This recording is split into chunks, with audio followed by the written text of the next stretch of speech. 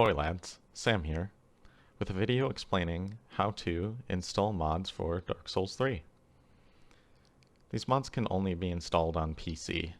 There aren't any mods for consoles. That might seem obvious, but I should at least say it. I'll start with more simple mods and how to chainload mod, and eventually I'll get into some of the more complicated mods that require IPG11 or the game to be unpacked, or both. I've got a fresh install of Dark Souls 3 with no mods, so we're going to be starting from scratch, and one of the first mods we're going to be installing here that I have saved in my backups is Wex Dust. So you'll download Wex Dust from Nexus mods.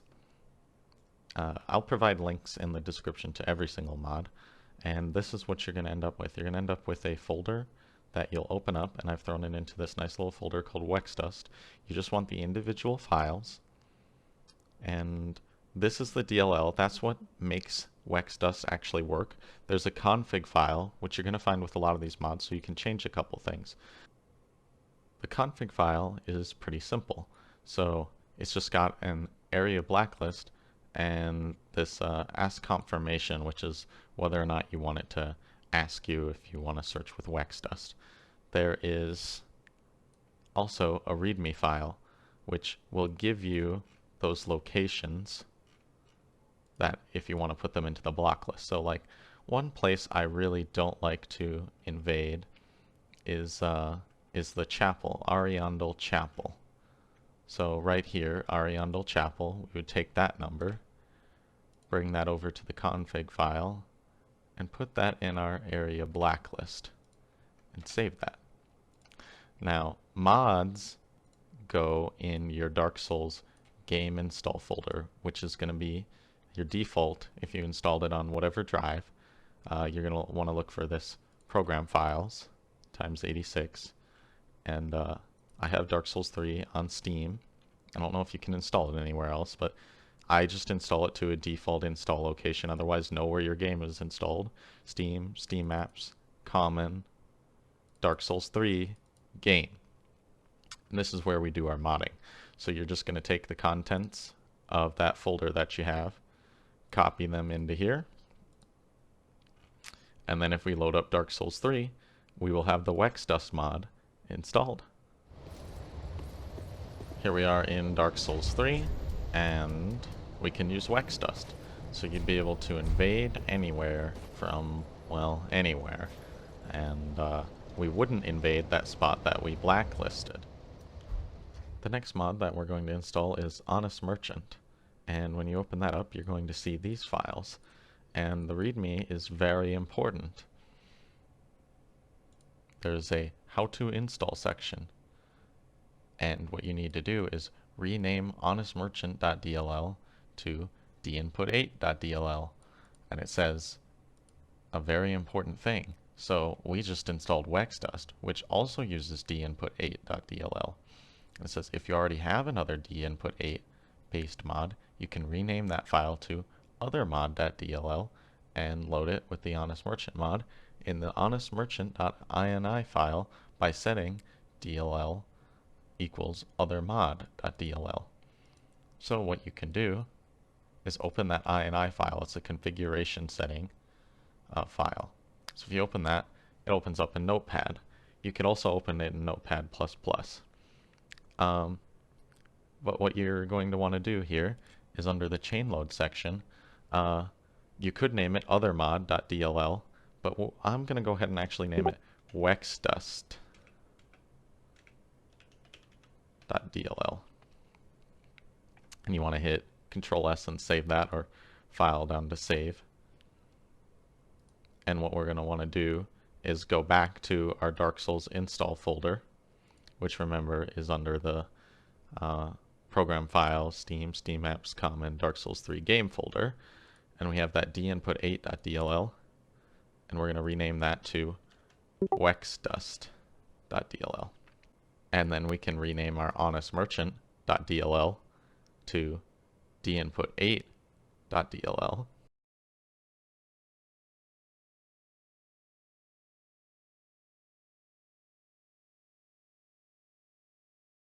And we'll take this all these files and we can paste them. We really don't need the license and the README. So let's just take these two files and paste them into our game folder.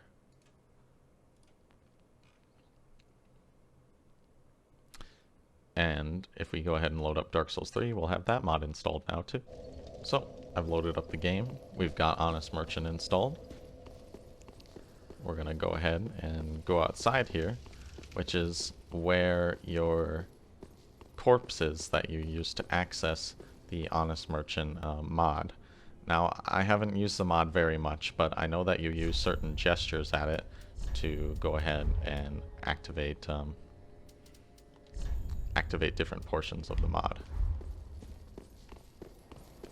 And they're all going to be gestures that you start with, because that would make sense. So there, it looks like we can access all different types of items and spells, and everything costs 1 soul each. And all these mods that I will be showing you are safe. There really isn't a way I can say they're with 100% certainty that they're safe, but with 99% certainty, these mods are safe. Every single one. So that looks like that's where we get weapons.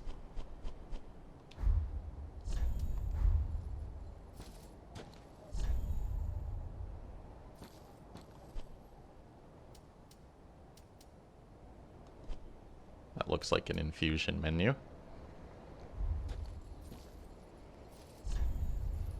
And that looks like where we can get our armor. Next up on our list of mods to be installed is Pyre, and I have a Pyre v4 version that we will be installing. You might be asking why Pyre over Watchdog, and the main reason for me is that I can use IPG11 with Pyre, whereas Watchdog will not let you do that. PyreProtecc protects you from things like curse or malicious effects or forced animations. It does not let you kick players on the version 4 and version 5. So it doesn't have anything to exploit there. And it also has a reshade option that I really like to use. So you get quite a few files here with Pyre v4, and you'll get a... This can be found on the Nexus, the v4. There is a version 5 that's available out there on GitHub, but I don't know of many improvements with it, so I haven't really bothered getting it yet. But on Nexus you'll find version 4. A cheater list keeps track of all the cheaters that you run into. There's some false flags that I've seen for other mods that have been released, so don't always go by the cheater list unless you're really looking for a stat cheater or something that's 100% a cheater. Your config file here is the most important file. So these are your options, and my settings are different than the default because this is customized already. So I have the reshade turned on here. There's hotkeys that you can turn on. The GUI is how it looks on your screen, so where you can see the text if you do want that. There's also this custom resolution toggle, so you can change that if you're not playing at your max resolution, which would be right below here. So if you wanted Pyre to be more in the middle of your screen with its GUI, you would go ahead and change that there. Or if you weren't playing at your max resolution, it would be off screen, you wouldn't be able to see it at all. Then you're going to have a bunch of settings for how the game will actually look if you're using the reshade. And down here it tells you the original values in case you forget. Once you have all of this set the way you want it, it's just going to be like the other mods. You're just going to copy this and go ahead and put it into your game folder. And then you can start Dark Souls 3. Now it will give you the Fire Fades edition when you go ahead and start up Pyre with this.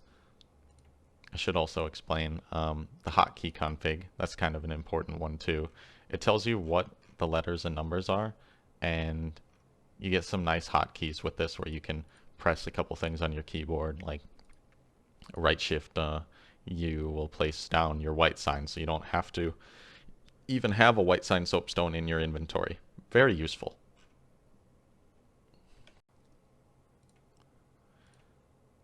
Then you've also got a log, and that logs every player that you interact with. This is a really good logger. As far as I know, it can't be spoofed. So whoever it says is who is actually who it says it is in there. And then there's an error logger, which I don't really ever get anything with. Maybe it's if you had a setting to say dump errors into there. It seems like version 4 is really stable, and I don't really have any issues with it, so I really recommend it. But well, where we were at, go ahead and take these files and put them into your game folder, as I have done, and then go ahead and start up your game. Here we are. You do get the Fire Fades edition that comes up. And that's perfectly fine. There's nothing wrong with that. It just gives you a nicer loading screen. And we can see the little PyreProtecc up in the top right corner. And the reshade is working, so you'll notice the game is a lot darker than before. And I like how this reshade looks. I do think the default game is a little too bright. It also does wonders with the like torches and candles and whatnot. It makes those look a lot better. To me anyway, and you can play around with those settings if you want to. I really like the glow you get from things like magic.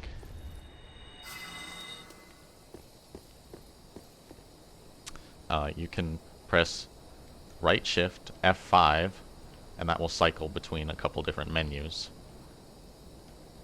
So the default one is going to list the players that are connected to you and show the time.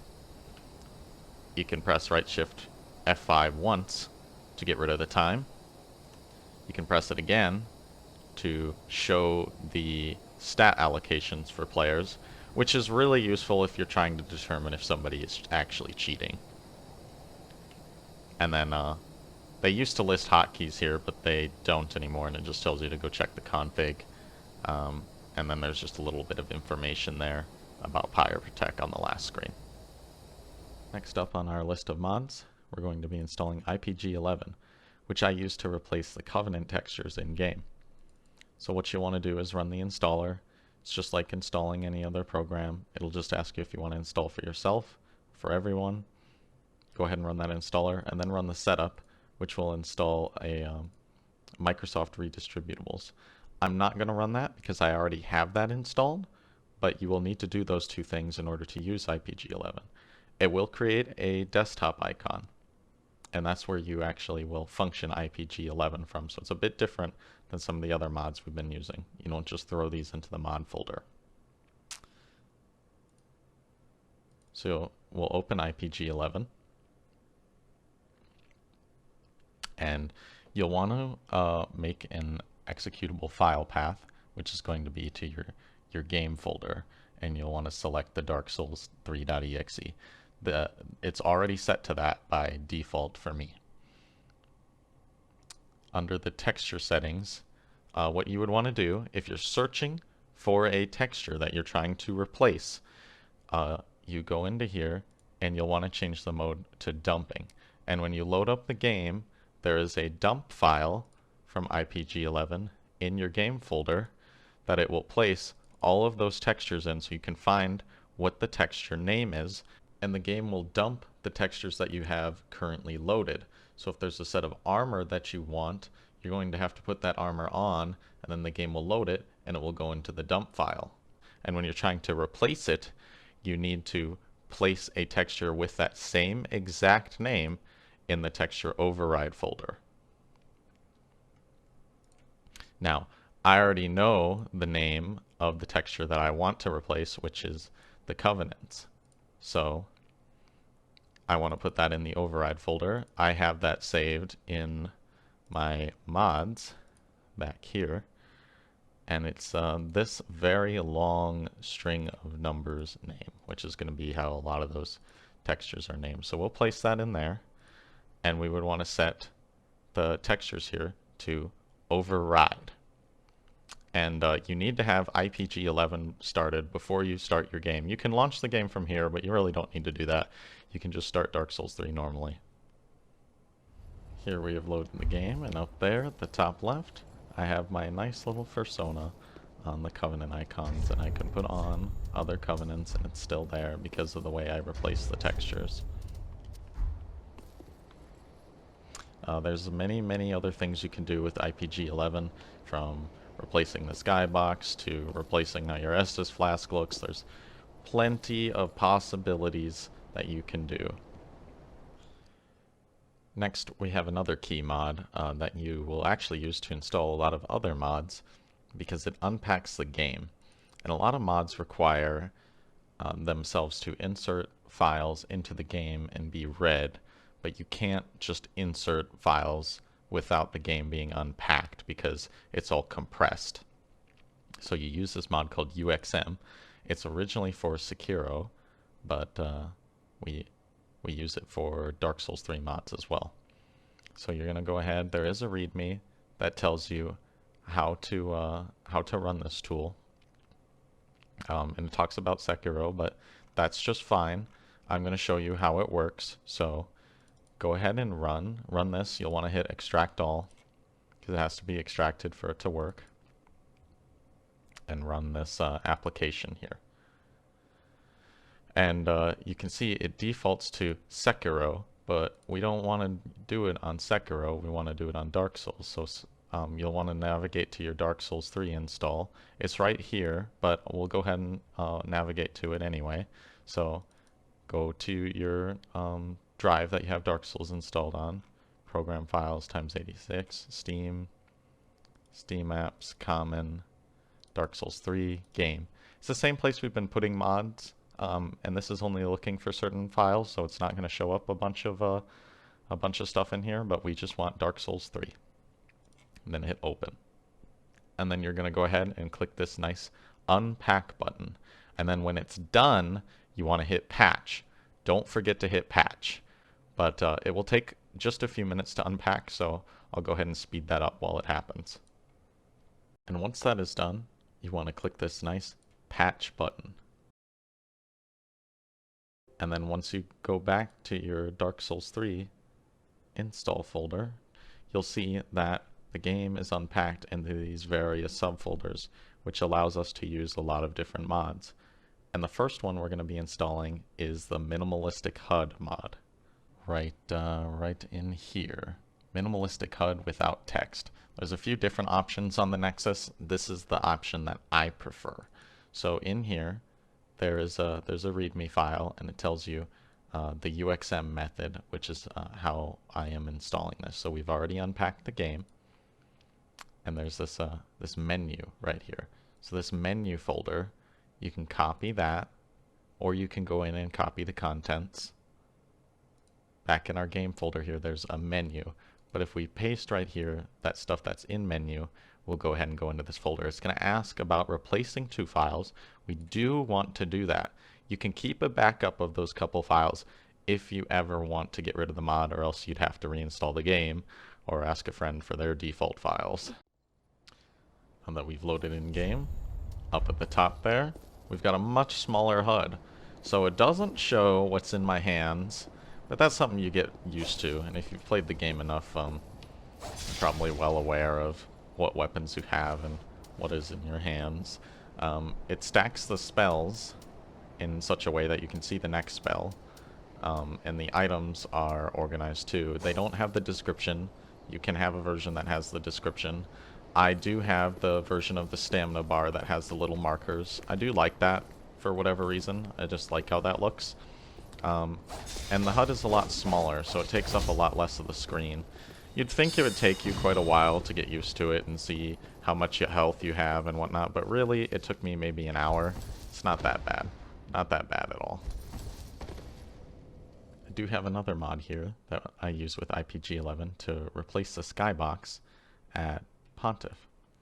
And under this Irithyl Skybox mod, you've got param and text override, which are going to go in the IPG11 folder, which is also in the game install folder.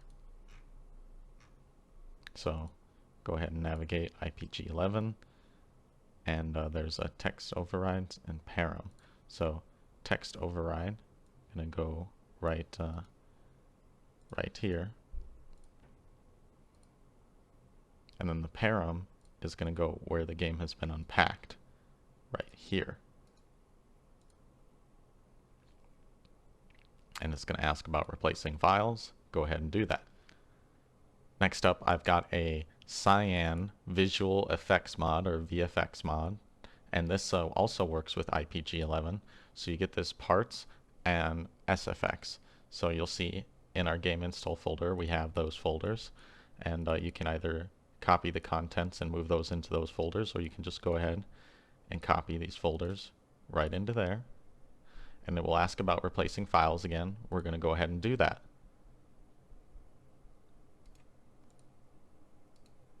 And then you can start up the game. Loaded up the game, and if we step into Firelink Shrine, everything is nice and cyan.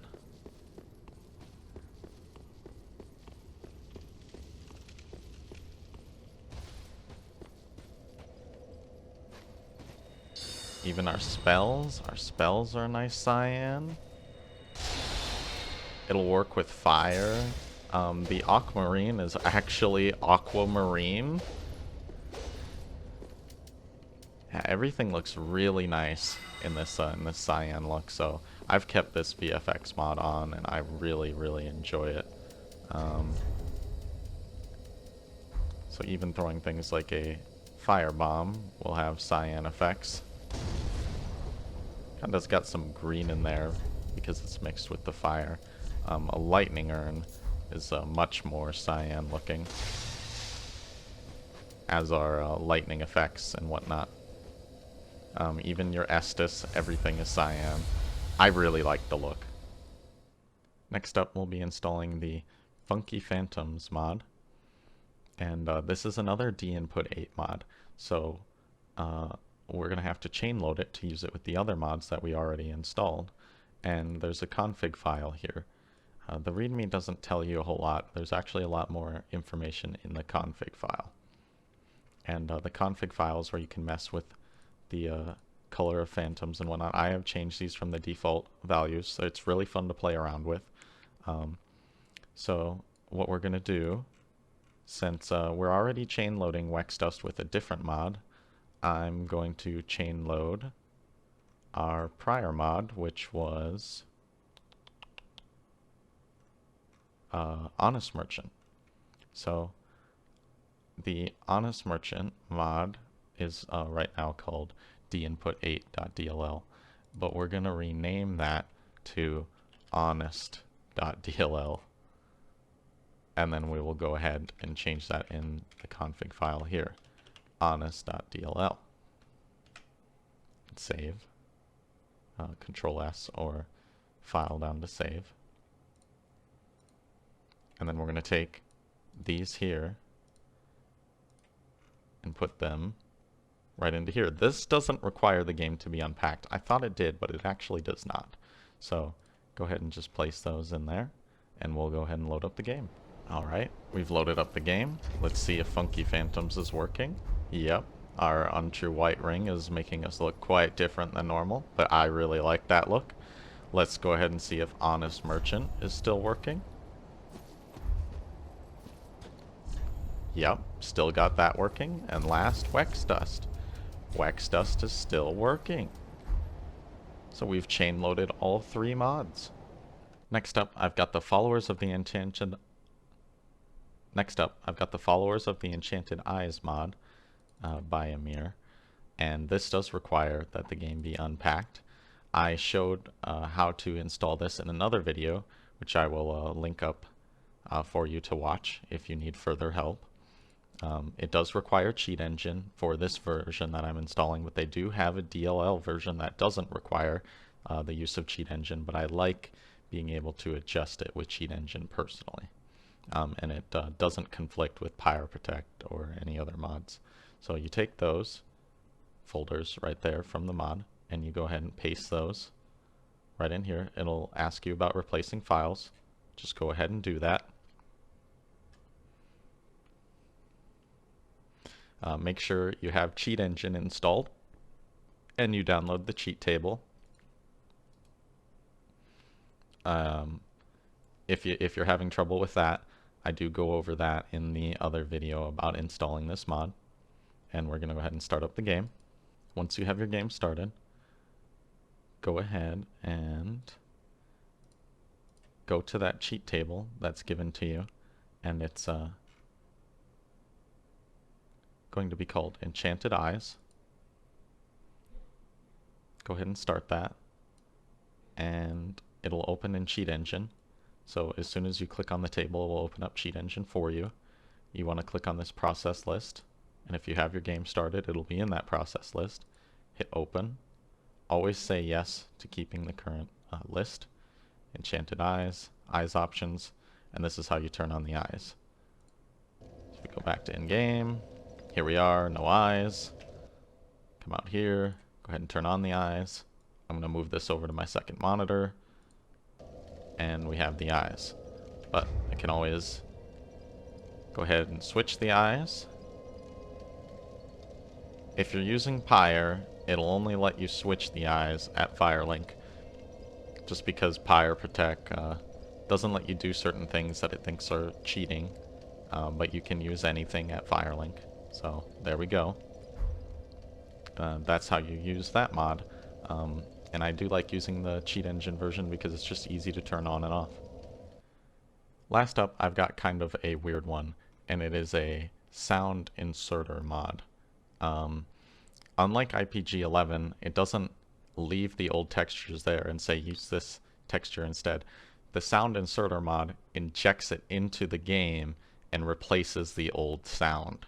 So you'd want to save a backup if you ever didn't want to use those same sounds, or else you'd have to reinstall the game.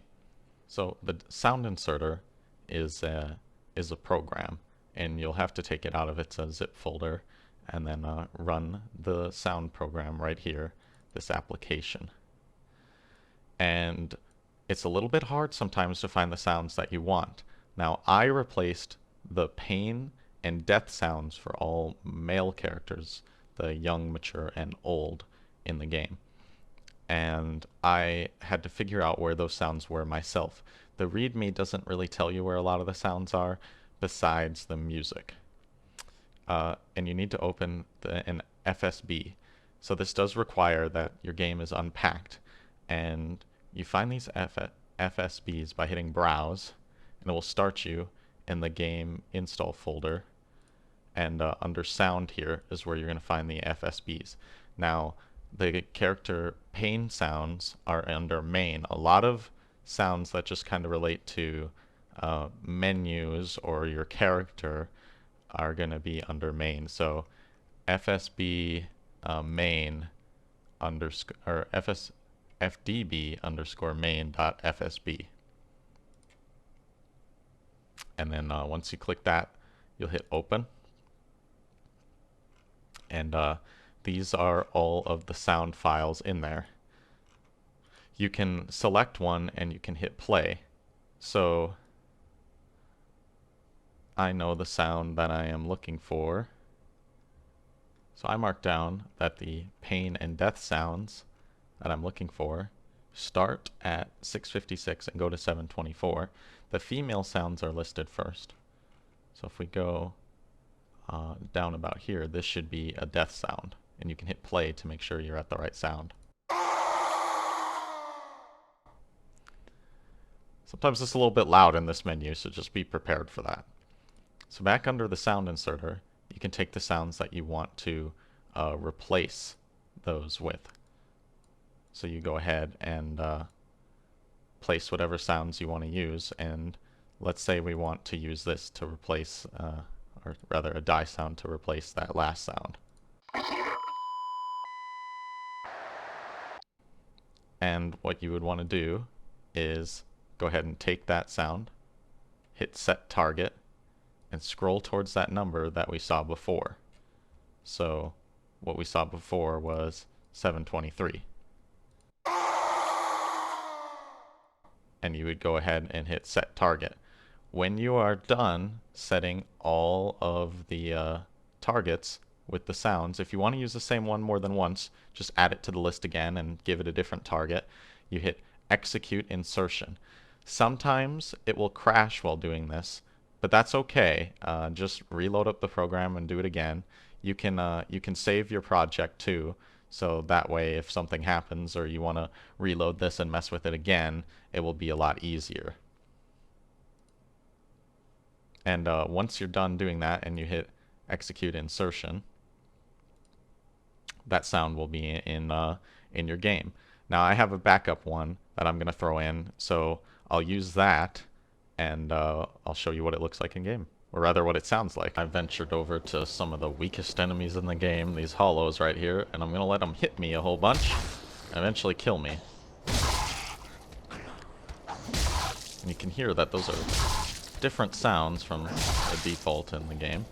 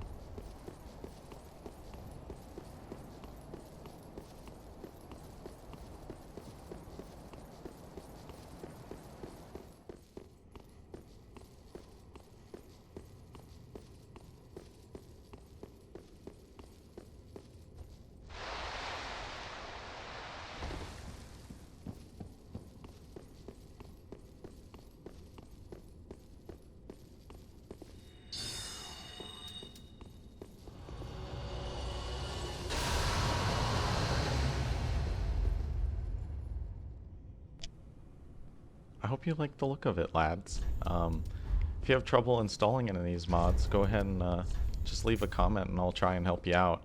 I know that sometimes it can be a little bit more difficult, or maybe I didn't explain a process the best way I could, but enjoy modding Dark Souls 3. I have a lot of fun with them, and it breathes a lot of fresh life into the game for me, or just gives a lot of convenience. Have a good one, lads.